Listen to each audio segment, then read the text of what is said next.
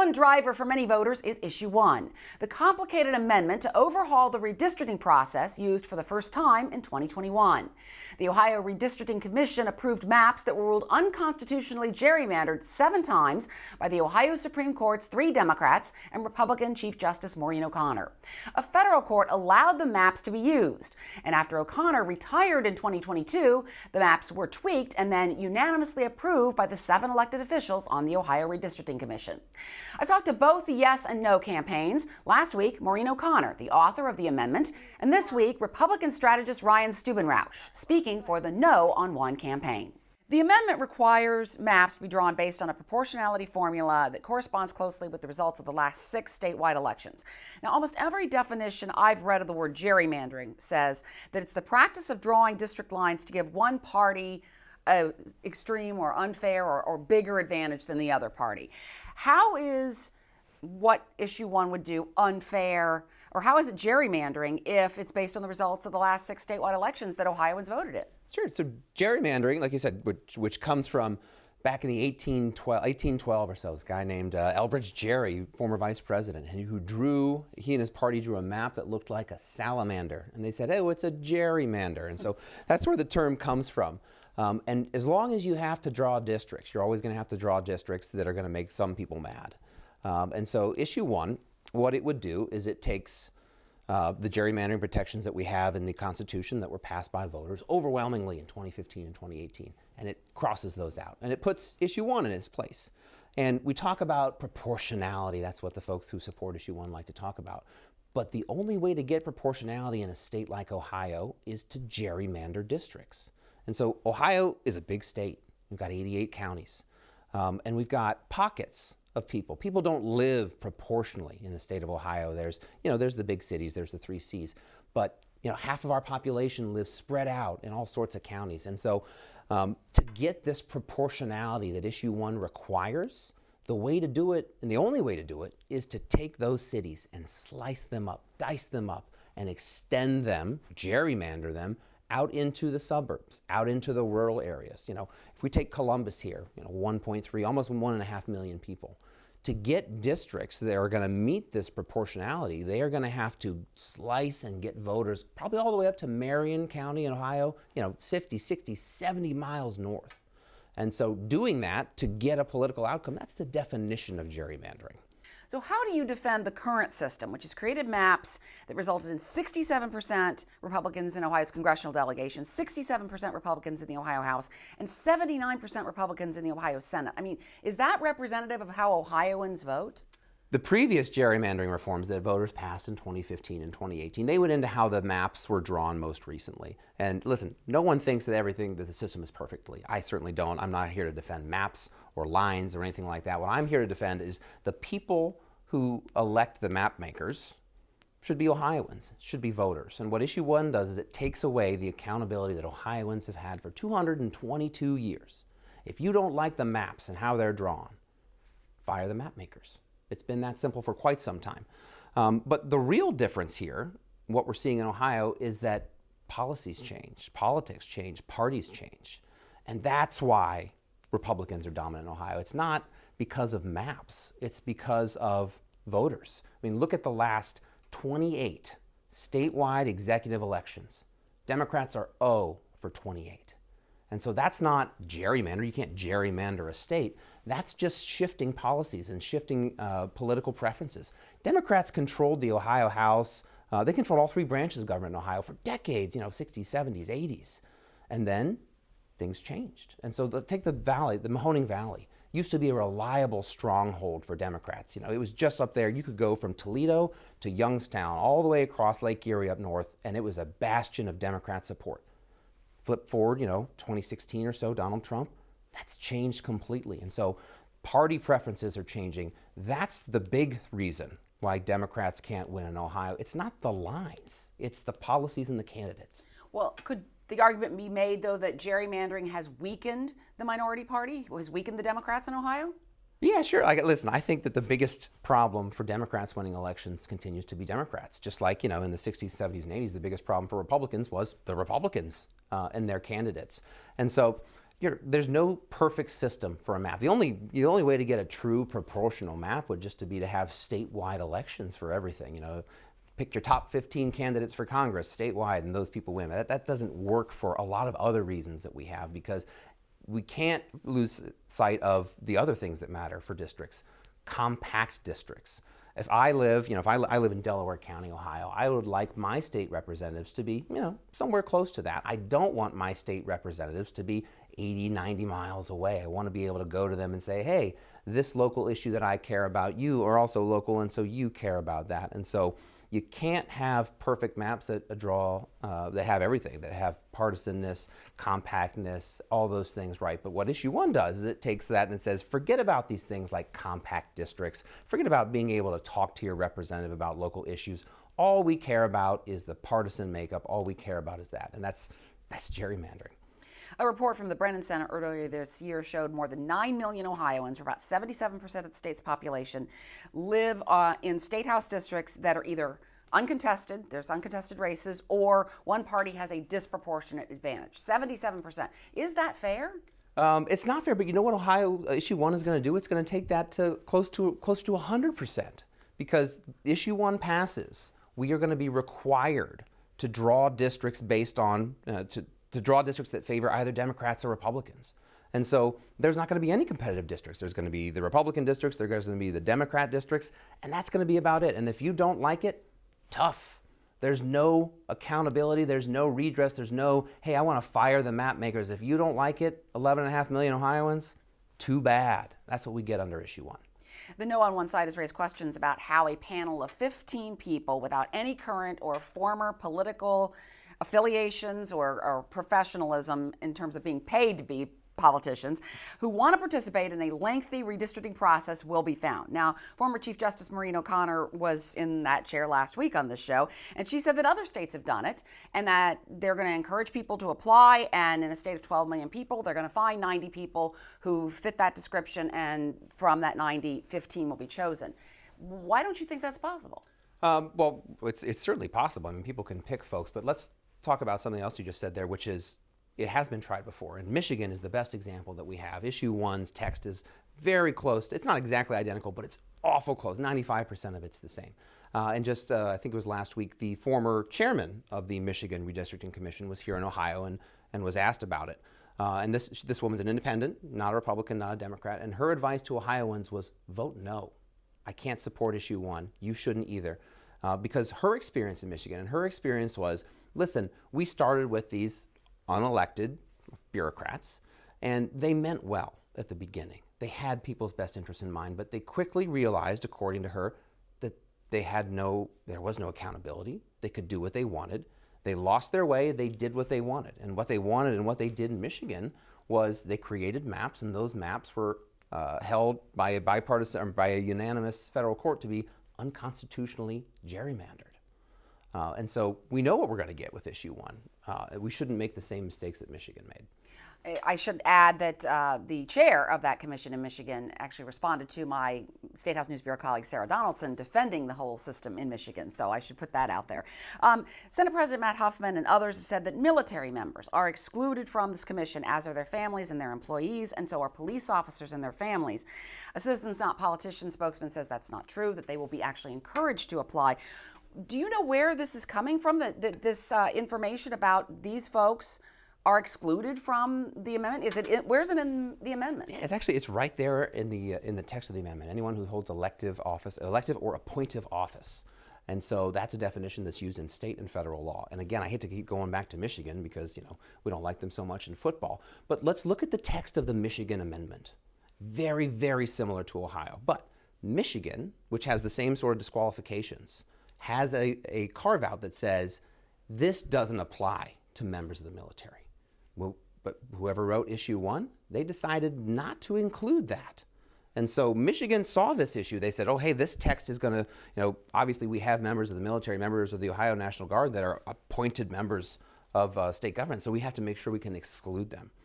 Same argument with police officers and probably the local dog catcher. Those are all people who are going to be prohibited from serving on this commission. And so if you are, let's say you're a Gold Star widow, your husband or your wife has been killed in combat 4 or 5 years ago. Shouldn't somebody like that be, like you said, recruited? But you can recruit them all you want. They are ineligible by the basic text of the amendment. They could have done like Michigan did and carved out and protected those people, but the people who wrote issue 1 decided not to do that. And of course, they would disagree if they were here, but let's move on here. Members of the commission, such as Governor Mike DeWine, State Auditor Keith Faber, have said the current system does not work well.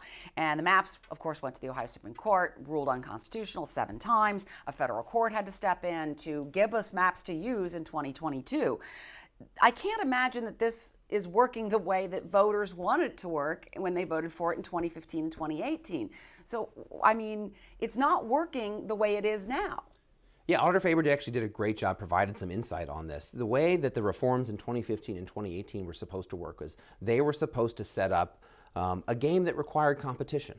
And so everybody was supposed to sit down at the table and say, listen, if we don't come up with something, this isn't going to work.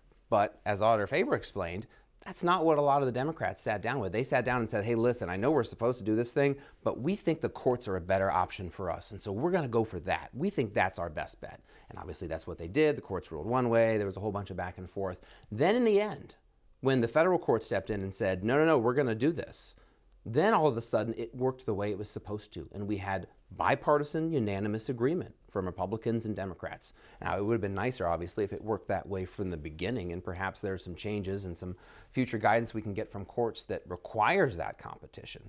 But that would be, there's always room to improve with any system, especially a system of government. And so hopefully the next time around it would have worked that well, or hopefully the next time around, if issue 1 fails, it will work better. I know you can't speak for the legislature, but if indeed issue 1 does fail, Governor DeWine has said that he wants to push forward a plan like they have in Iowa with a commission and a process like they do in Iowa. Is that something that the folks who are against issue 1 would support? It's a broad coalition. Like you said, I can't speak for them, but there's always room to improve. And if Ohioans vote down issue 1 and still want to make changes, then I think a lot of people would be happy to make a lot of those changes. O'Connor said last week that politicians will preserve their own personal power and status in government, and they're going to try to strengthen their party's power.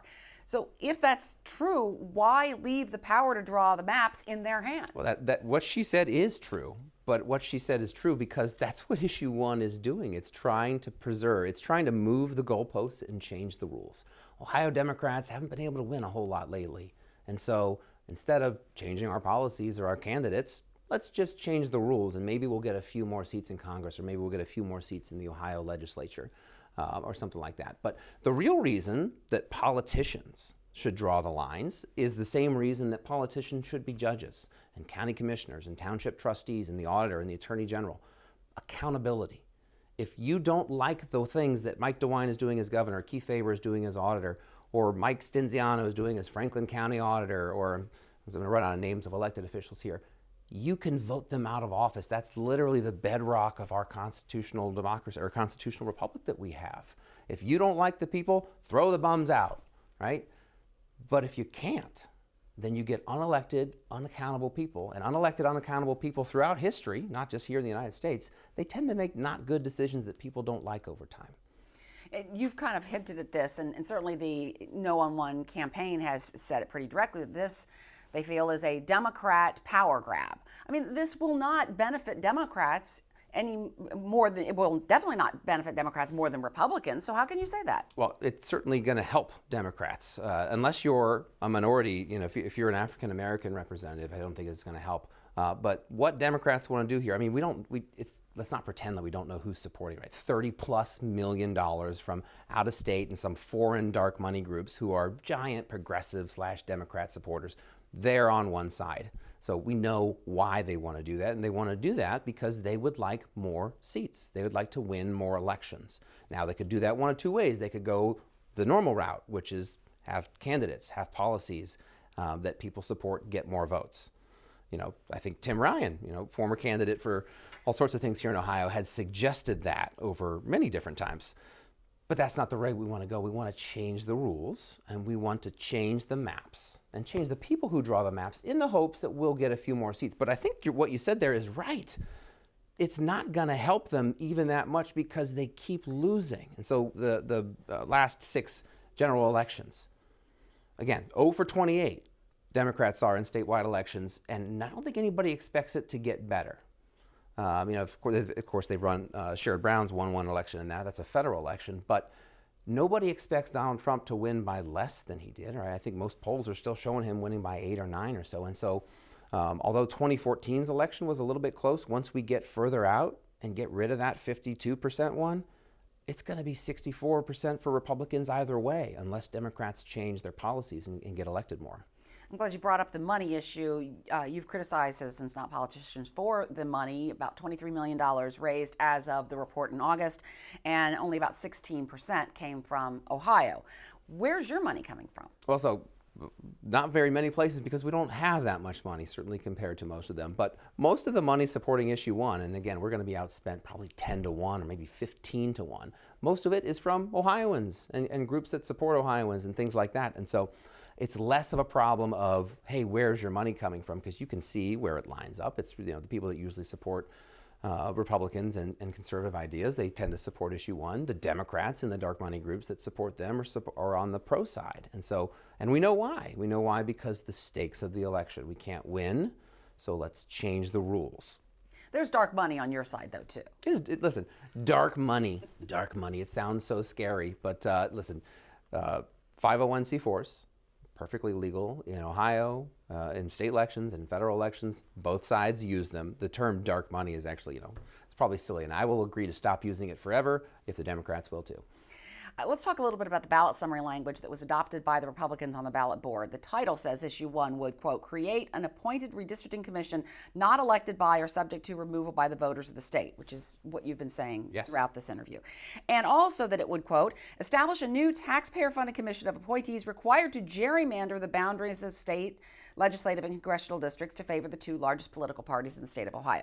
Democratic Supreme Court Justice Jennifer Brunner wrote in her dissent over the lawsuit over that language that it is perhaps the most stunningly stilted ballot language that Ohio voters have ever seen. Is this language really fair language?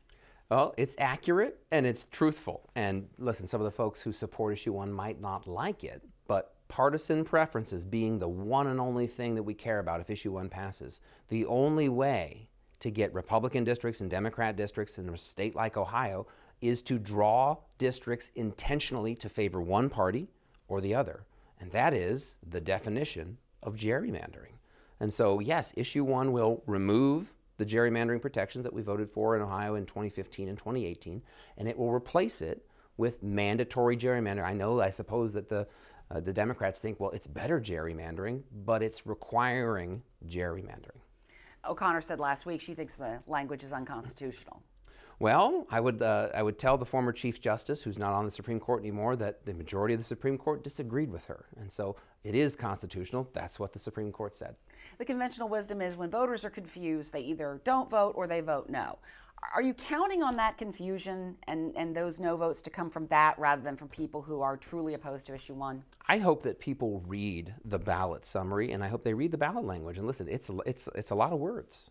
It's 3 pages. Yeah, it's 3 pages long. And listen, if they put more, it could have been longer.